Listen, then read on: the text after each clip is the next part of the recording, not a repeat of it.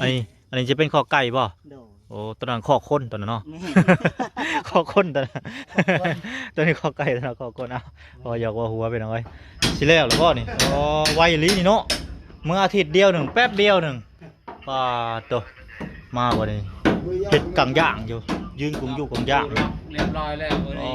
ยังเลย แท้อันนี้ต้นนางตู่ไปแล้วเนาะเบี้ยนางตู่โพดโพแท้อันนี้สำผักหอมสำผักหอมป้อมเลยนี่เนาะแตกเป็นปุ้มอยู่พี่น้อง30ปุ๊บาทบ่ว่าเห็ดพื้นบ่ เดี๋ยวมันอันนั้นมันใหม่คืนหน่อยๆแล้วเขาตัดเอ้า อ๋อหมายถึงว่าจูดให้มันเป็นสิทธิ์เป็นสิ้นเนาะเวลาจะเก็บออกสบายเรื่องอยู่เอาไว้หมกเครื่องหมกหมูไผนี่ไผมาปลูกไว้นี่ หมากเชย เป็นหมากเชยนี่เนาะ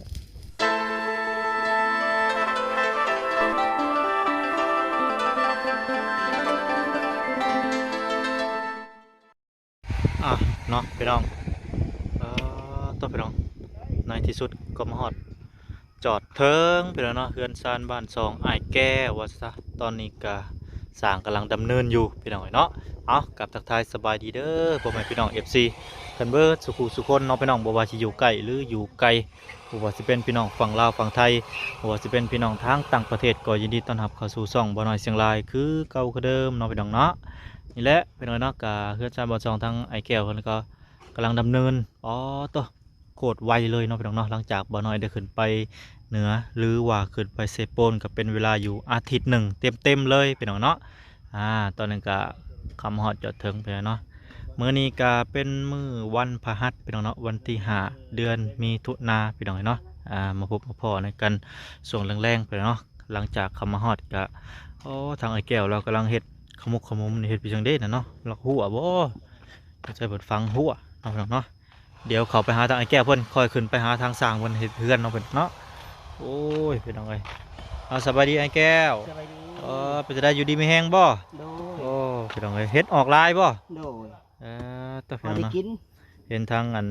เพิ่นลงไปหากับทางเบาหลาแล้วก็เบาหญ้าเพิ่นพี่น้องเนาะ โดย ตัวโอ้ดินใหม่บ่นี่ แม่น ซื้อใหม่บ่ โดย โอ้ดินเพิ่นซื้อใหม่เนาะตะกี้ทางบ่น้อย เมื่อนั้นขุดไว้แล้วแต่มันกว้างโพดว่า2 เมตร โอ้ เลยขยับ1.50 เมตรอีก อ๋ออัน แม่ นี้อันนี้จะเป็นข้อไก่บ่ โดย โอ้ตัวนั้นข้อข้นตัวนั้นเนาะ แม่ ข้อข้นตัวนั้น ข้อข้น ตัวนี้ข้อไก่ตัวนั้นข้อข้นเอาพออยากว่าหัวเป็นเอาไว้ไปได้เขาในพูดบ่ดูอันได้ เดี๋ยวอันนี้2 เมตร โอ้ 2 เมตรกว่าพูด มันไกลโพด แม่น โอ้ เลย ใคร เอา1.50 พระตัดละหัวมาให้นี่คืองามแท้นี่ ทางพอยังวะ พอแล้วเอ้ยบ่แม่นลืมเลยว่ะพอ ที่ ยัง เคยมาตัดให้แล้ว อันนั้นยังว่าเขาก็ลืมนะเบิ่งเมื่อดนเลยเขาก็เลยจนลืมพอเพชรเนาะ พอเพชร โอเคจำได้แล้วพี่น้องเอ้ยโอ้สุดนี่งามว่ะ โดย มีแต่ไม้จิกไม้ขย้อมพี่น้องเอ้ย โดย งามคักโอ้ไม้เสือก มือแรกขุดผิดเด้2 เมตรกว่า อ๋อจะแทกเพชรบ่ เมน บัดนี้เฮ็ดอันเลย อันนี้ บัด เอา1.50 อีก อืม โดย ทั้งได้ซื้อดินให้ฮะ ทางบลา โอ้บ่ละซื้อดินให้เนาะ โดย จักล้าน 10 10 ล้านบ่ เมน จักแมตรก็ 10 เมตร 10 เมตร10 ล้านโอ้แมตรละล้าน เมตรละล้าน เออ 10 ล้านกับ6 แสน โอ้10 ล้าน6 แสน เมนค่าอิหยัง โอ้เพิ่นนั่นแหละเพิ่นแลนเวียกค่ะเพิ่นแลนเวีย เม ก น ค่ะเพิ่นแลนนั่นแลนนี่ฮะอ้าว โดด เป็นหยังถือว่าสำเร็จก็คือว่าโอเคอยู่ได้อยู่พอดีได้เนื้อที่ขอกไก่แน่เนาะแล้วก็เนื้อที่ปลูกฟังทางหลัง เมน อันดินบริถมบ่ดินทางห ก็ ลัง บ่มีรถปีนี้อาจสิบ่ได้ถมแล้ว มันล่มบ่ โด โดยในใดเพิ่นบ่จกบ่เพิ่นบ่สะดวกบ่ แม่นรถกระเจ้าบ่มี รถ ถามไป เก่า แล้วแม่น รถเก่าเพิ่นว่าได้ใด กระเจ้าก็เข้าเมื่อบ้านแล้ว อ๋อเพิ่นมื้อเฮ็ดให้นาเนาะ โดย ยังคือว่าหลายยามนี่มีแต่ลงไห้ลงนา โดยถามเพิ่นแล้ว อืม โดย ทำแล้วโอ้น้องพี่น้องทางสร้างเพิ่นกำลัง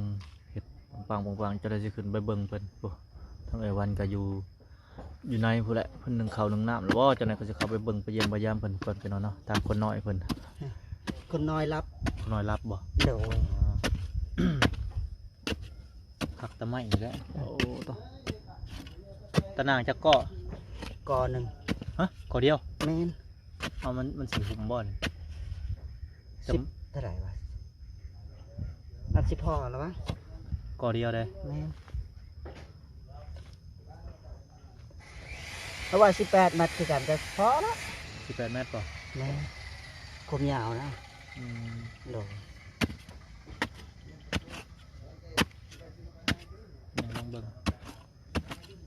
ลองเบิ่งก่อน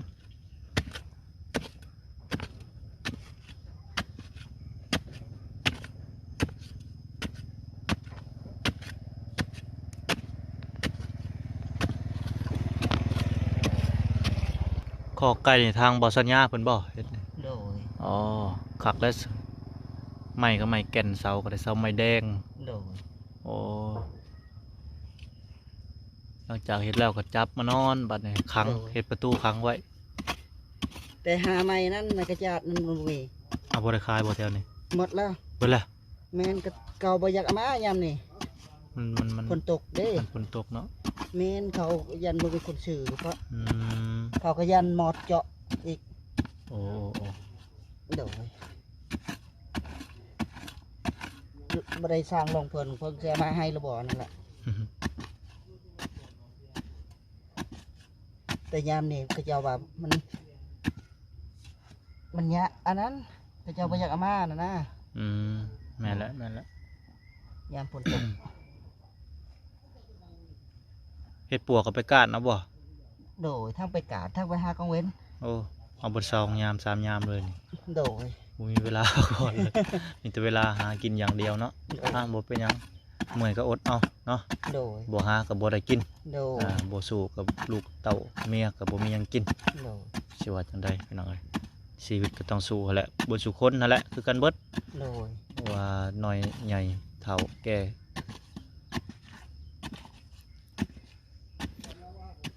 โอเคเดี๋ยวสิพาพ่อแม่พี่น้องขึ้นไปเบิ่งเฮือนเบิ่งชานเพิ่นก่อนเนาะเฮ็ดก่อนคันใดเลยเนาะไอ้แก้วเนาะ โดย เดี๋ยวจะลงมาพูดคุยกันใหม่พี่น้องเอ้ยไปก่อนนี่แหละเนาะพี่น้องน้ำบาดาลเราก็ได้เทพื้นแล้วเรียบร้อยเนาะแข็งไปที่เรียบร้อยอ๋อเปิดภาพมาบานี้ทางสร้างกำลังลงมืออยู่เนาะสวัสดีสร้างสวัสดีสวัสดีเด้อโอ้ดมาสวัสดีทางนี่ ไปดิ โอ้ตัวบทพบเลยพอกันเป็นอาทิตย์แล้วพี่น้องเนาะเนื่องจากขึ้นไปเซปูนพี่น้องเลยโอ้สิแล้วหรือเปล่านี่อ๋อไวอีหลีนี่เนาะเมื่ออาทิตย์เดียวหนึ่งแป๊บเดียวหนึ่งป้าตัวมาบ่นี่เฮ็ดกังย่างอยู่ยืนกุมอยู่กังย่าง เรียบร้อยแล้ววันนี้ยังเลย แท้อันนี้รวดเร็วทันใจอ๋อตัว แน่ยังแค่นั้นมียังหลาย จับตอกใส่เนาะแล้วอันนี้มาบัดนี้มุงเหลือแต่แอมบัดนี้เนาะ มีแต่แป้นพามาเลยแอ อื บ มเอาไม้บ่หรือเอาไม้สุระหรือว่าจังใด เอาใหม่สิล่ะโอ้บ่ได้อ่อน อ่อนบ่ แม่นล่ะ เอาไม้แป้นธรรมชาติเฮานี่บ่ไม้แป้นไม้เฮานี่แหละเนาะเอาจัดไปพี่น้องลองเปลี่ยนบรรยากาศเบิ่งเอาไม้ธรรมชาติ ไม้นี่ล่ะบ่ได้เนาะ มันสิหักวะ มันอยากฮักบ่ แม่น เออ ตัวเดียว หมู่นี้เอาเนาะถือสมมุติ ขึ้นเลยก็หักเลย สมมุติถือลูกหมกทุนก็แตกได้เนาะก็เจ้ายิงจิ้ว โอ้ยไปกระตุ้นกันแล้วแต่ย่อเลยนี่หักไป นั่นบ่ แม่นล่ะ เออ ไปก้าวเชื่อว่า มันงามซื่อ แม่นล่ะจะไม่ทนทำไม ก็เลยว่าเอาตัดที่จะไม้แท้เนาะ แม่นล่ะ ไม้แท้บ่มีไม้ปลอม เอาไม้แท้เลยเราว่าต่างสร้างเรา เชิงจังไรเราเป็นลมใช่นะ เออ ก็ว่า เอาจัดไปลองเบิ่ง กำลังเมืองมันจะทนเนาะ แต่ว่าอยู่เขตเซโปนเนื้อเพิ่นฮิตแต่ไม้สระเนาะ ใส่ชิลา ใช่แม่นส ชิ ระ ลาตัวนี้ต้นกำลังแข็งแค่นั้น ก็บ่เป็นหยังใช้ไม้นี่แหละไม้นี่ก็ดีแหละนี่ไม้เพื่อนเฮาไม้ธรรมชาติเฮาเลยดีที่สุด มันแก่นกว่า เนาะ เนาะ ตัวมันได้กบต้องได้กบก่อน อ่าตัวนั้นแต่ว่าเอามาเลยใส่รถเนาะ มาแล้วใส่แล้วง่ายกว่า ง่ายกว่า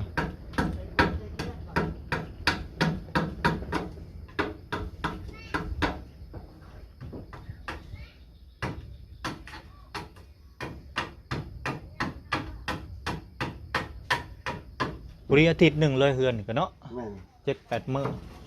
บ่มือย่อบ่ได้มา แม่นข่อยอยู่เนื้อพุ่นตอน โอ้ ชุมเจ้าขึ้นข่อยอยู่ทั้งเซโปนพุ่น มาบ่หลาย อืม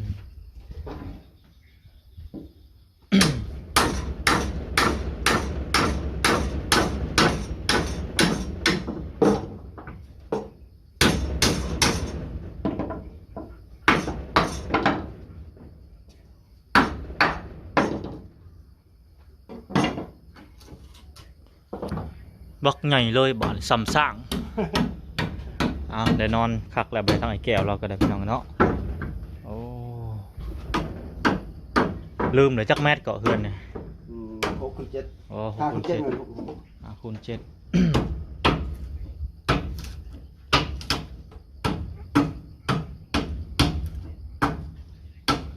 คูณ7ตั้ง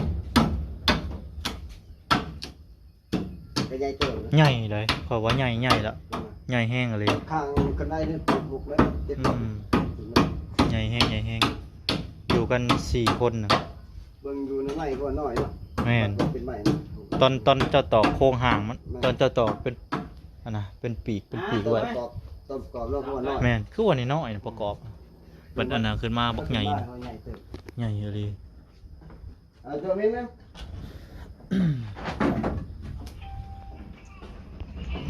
มาเบิ่งเยี่ยมกันพี่น้องเนาะ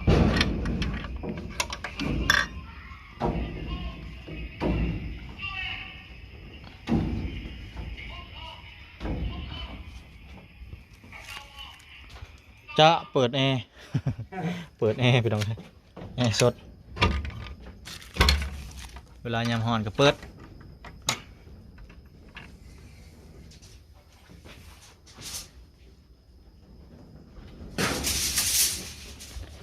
ตั้งควงเนาะ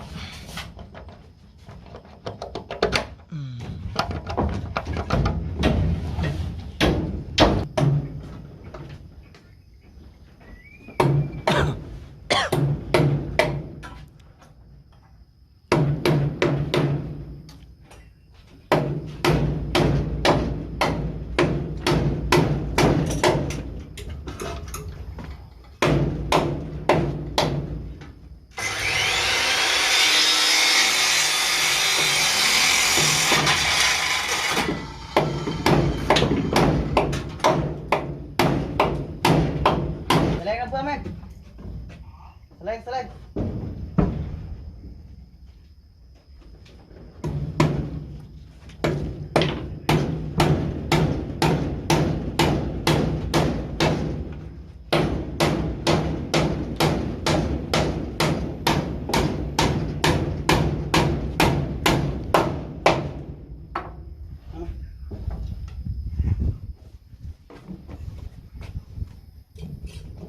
3 โตวัน4ใช่ไหม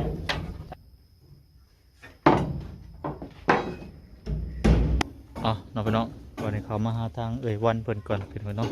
ก็เพิ่นจูดขี้ยุ่งขี้เหงื่อเนาะพี่น้องเนาะตอนนี้ก็ได้กุ่มเลยแทะอ๋อ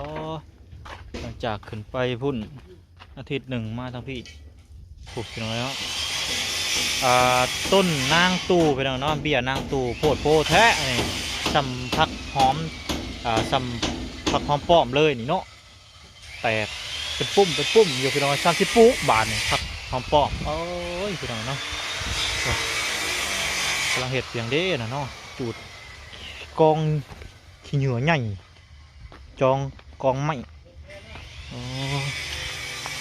เด้ก็โอ้ยังได้อยู่เพราะว่านี่ยังเหลือหลายอยู่เด็กพี่น้องเนาะตะนางตัวนี้ยังก่อยังหนึ่งพี่ไปหอดพุ่นพอดีพี่น้องเนาะน้ำก่อตะนางเลยโอ้สบายดีวันสบายดีโอ้ยตัวพี่น้องเนาะให้ลายมือเติบวันนั้นก็ได้อาทิตย์หนึ่ง จูดอ๋อคือจูดมาเลยนี่มันหกบ่ แม่นจุดทิ้ง บ่ว่าเห็ดพื้นบ่ เดี๋ยวมันอันนั้นมันใหม่ปืนหน่อยๆแล้วเขาตัดเอ้า อ๋อหมายถึงว่าจูดให้มันเป็นสิทธิ์เป็นสิ้นเนาะเวลาจะเก็บออกสบายเรื่องอยู่วิธีนี้เพราะว่าเฮาเอาผ้ามันก็มันเพื่อสิขาดบ่แมันง่ายอีกใส่ไฟจูดเอามันเป็นสิ้นค่อยเก็บเอาน้ำหลังเนาะ เก็บเอา โอเคใหม่เฉยเนาะ โดย พวกพดตกเท่าไรมือกับใหม่เฉยใหม่นี่ก็ได้ มันโตก็มือ ทำมากกับโต๊ะ ข้ามมากระตก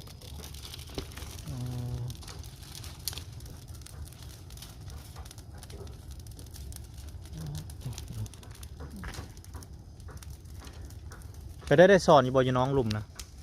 ตอนยุก สอนอยู่บ่ถึกอยู่บ่ คือกับบอลาย น้ำมันหลายเลยเนาะ เป็นโม่มา อืมคือหมกมูบ่ แม่มันหมากเลยเด้มา หมากเลยนะ เนี่ย เอ้ยพี่น้องไอ้หมกคือหมกมูไผนี่ไผมาปลูกไว้นี่ โอ้ย เออ หมากเชย เป็นหมากเชยเนาะเดี๋ยวถามันใหญ่กินตัวหมกมูโอ้ผ่าพันเล็กเอ้างอหมกทั่วมาหอดพี่บ่นี่ใช่มันไหลลงมาพี่ได้นี่ ไหลลงมาเด้โต งอหมกตัวพี่น้องไอ้มันลมลงมาพี่ทางน้องน้อยเพิ่นไปใช้คือว่านอนบ่ทางพ่อเพิ่นเนาะนอนตอนแรงไปเลยเนาะกลางคืนจะสินอนรับหรือบ่ ไอ้คืนกับบได้นอนไหวแล้ว นอนเคยนอนเว้น ว่าถูก โอ้พิงไฟพี่น้องหนาวไว้แล้วพี่น้องเอ้ยว้ายขึ้นมาพี่น้องเนาะบ่ไหว้แหม เมื่อกี้นี่ฮ้อนแหมอีกอย่างกับโทรศัพท์สิเด็กพี่น้องเนาะโทรศัพท์กันฮ้อนบ่ได้ถ้าว่าฮ้อนก็เด้งโอ้ค่อนข้างหดเข่าอยู่พี่น้องเนาะโอ้เอ้าหมาก็กินห้ำเปล่านี่โอ้เป็ดกินห้ำแล้วพี่น้องเนาะบัดนี้เนาะเป็ดกินห้ำแล้วพี่น้องเนาะทางไอ้แก้วก็เฮ็ดหัวทางสร้างกันละเฮ็ดเฮือนน้องพี่น้องเนาะตอนนี้ก็เป็นเวลาอยู่5:30โอ้ยังบ่ได้เลิกได้ดิพี่น้องเนาะปกตินี่4:30หรือว่า5:00อาจจะแล้วเวียกน้องพี่น้องเนาะอาจจะเลิกแต่ว่าทางสร้างเพิ่นยังเฮ็ดขมุกขมมอยู่เนาะพี่น้องเนาะ5:30แล้วพี่น้องเนาะเดี๋ยวมาจูไฟให้ทางเอ้ยวันเพิ่นก่อนพี่น้องเนาะเอ้ยวันเพิ่นเฮ็ดเวียกจูหดเข้าให้เพิ่นก่อนพี่น้องเอ้ยไม่พื้นหาแถวนี้แหละพี่น้องเนาะโอ้พื้นเราก็หาไว้เต็มบ่เกิดเลยโอ้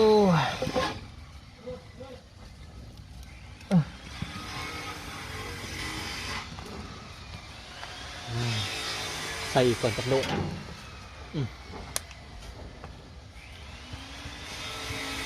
อันนี้ก็เป็นเตาถ่านเนาะเวลาปิ้งนั่นปิ้งนี่ใส่นี่เลยพี่น้องเนาะ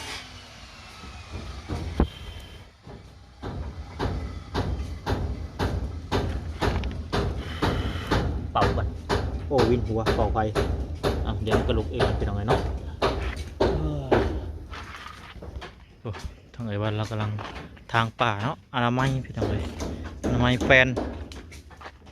อนามัยแถวนี่แหละมันหกหลายกระยุ่ง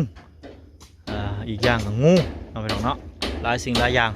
ถ้าว่ามันหกหลายเกินก็ได้จงไว้แต่ต้นไม้ใหญ่ต้นไม้น้อยอาจจะทางออกก็ได้พี่น้องเนาะโอเคเนาะสพี่น้องเดี๋ยวทางบ่น้อยก็สิเข้าไปหาทางน้องอาเบยเพิ่นก่อนว่าเพิ่นสิอยู่เฮือนหรือบ่เนาะหรือว่าจังใดพี่น้องเนาะตอนนี้ก็ทางอัปเดตเป็นที่เรียบร้อยแล้วว่าจะเป็นในแก้วสร้างเฮือนทางเอ้ยวันเพิ่นเนาะเดี๋ยวมื้ออื่นเช้าหรือว่ามื้อหน้ามื้อในจะเข้ามาหาเพิ่นใหม่ว่าจะไปหน่อยเนาะโดยป้าซับพี่น้องพบกันอีพีหน้าสำหรับอีพีนี้ก็กล่าวคำว่าสบายดีพี่น้องสบายดี